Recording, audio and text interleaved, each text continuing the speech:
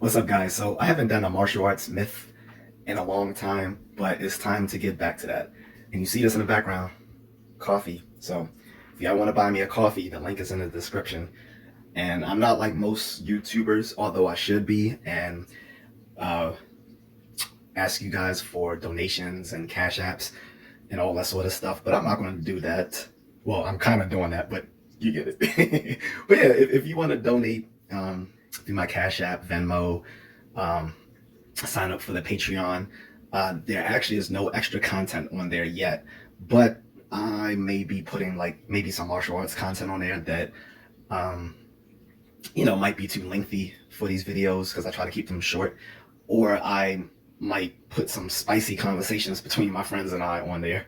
So you can look out for that, when I get a chance, because this isn't my full-time job. I'm sorry. I actually do something to contribute to society. But anyway, so here's the myth, guys.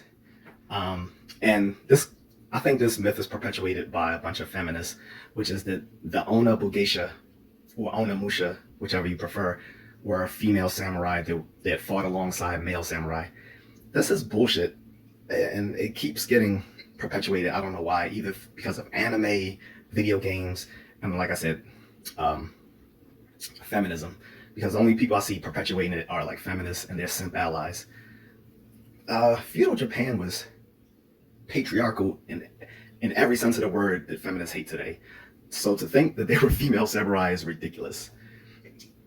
And let's be specific about the term samurai, because this is how they, like a lot of things, feminists and folks on the far left like to abuse words to make them fit their purposes.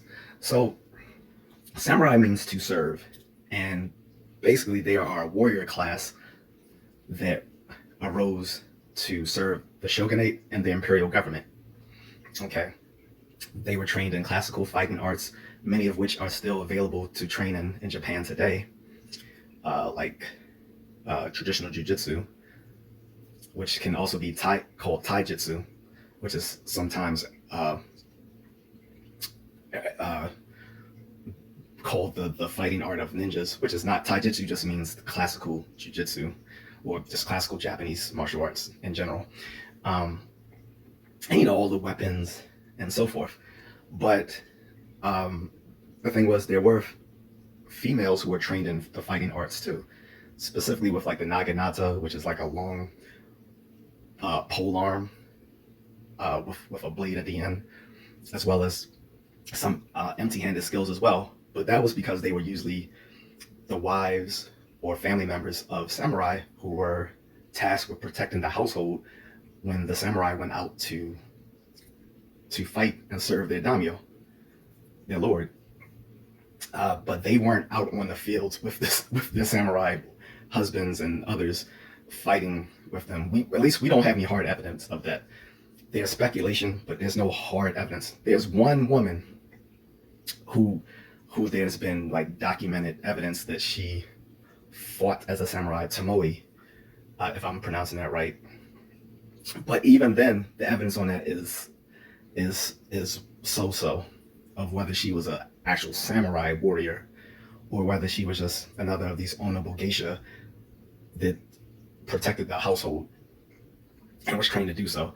And they'll say, well, if they were trained in Japanese fighting arts and were the wives of these samurai, then they were samurai too. No, that's not abuse the term samurai.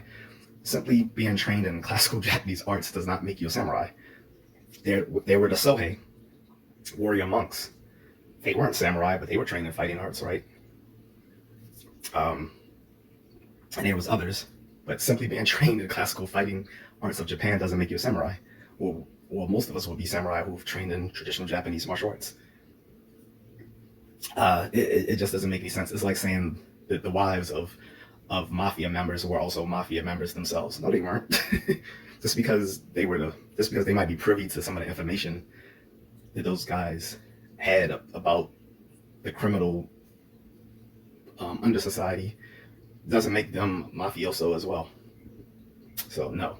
So yeah, that's one of those big myths, that they are female samurai. Like I said, there's only documentation of one woman who was a female samurai.